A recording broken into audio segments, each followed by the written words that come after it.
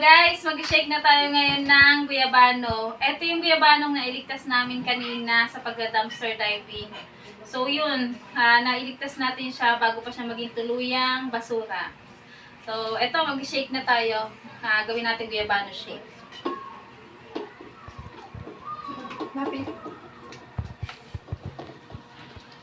Yan, bali 2 salang na lang yung gagawin natin. Lang yung suka. Yung port lang binili. Yan, tapos lagyan na natin ng asukal.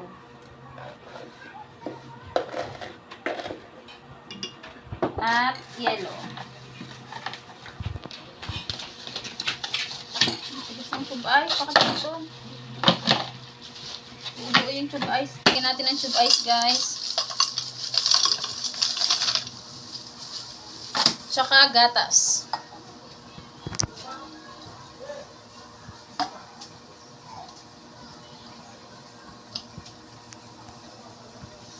Maliit yata yung butas ng gatas natin.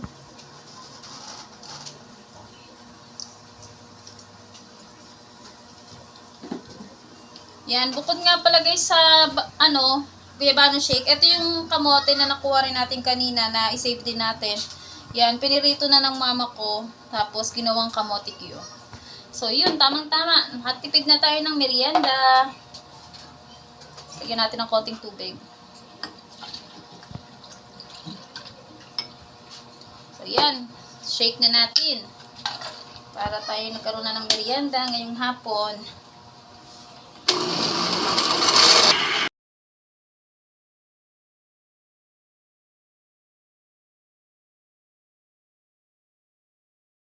So yan, okay na guys. Salo na natin. Kakatuwa dami na nakaabang Ano ba to? Na-ignorant ako dito. So yan guys, isali na natin ng ito ang pangalawang salang.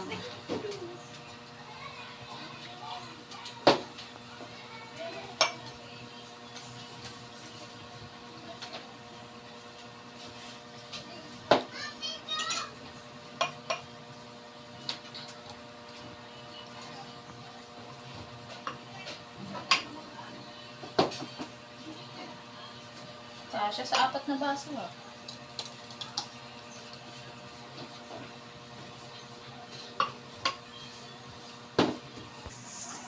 So yun guys, pangalawang salang na. Tapos yellow.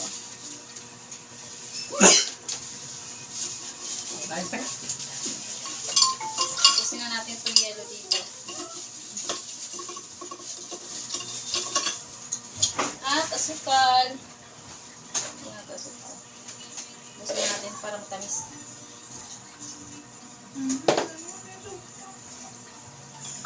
Pusin na rin natin yung gatas.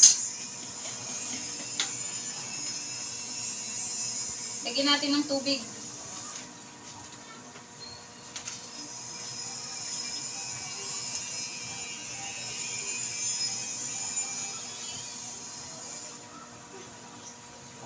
So, araw-araw guys, iba-iba yung mga, hindi pala araw-araw, sa pag kada dumpster diving namin, iba-iba yung nakuha namin. Yung una, yung dragon shake.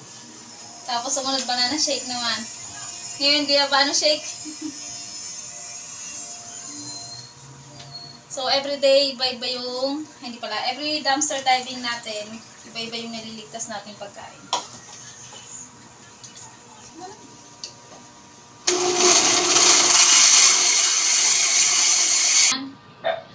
So, yun na nga guys. Ito na yung guyabano shake natin. Bali, nakagawa tayo ng 4 na baso at isang puno pa dito. Tapos, ito yung ating kamote Q. So, yan. Solve na yung merienda ngayong araw. Thank you so much sa panonood. Tapos, huwag po kayo magsawang subaybayan yung aming YouTube channel. Please like, share, and subscribe po. Ingat po kayo lagi. God bless. Ay, titikman ko po pala. Ulit. Masarap. Pati yung ano, Sarap talaga guys. kamote. Tapos yung kamote Q naman. Sarap.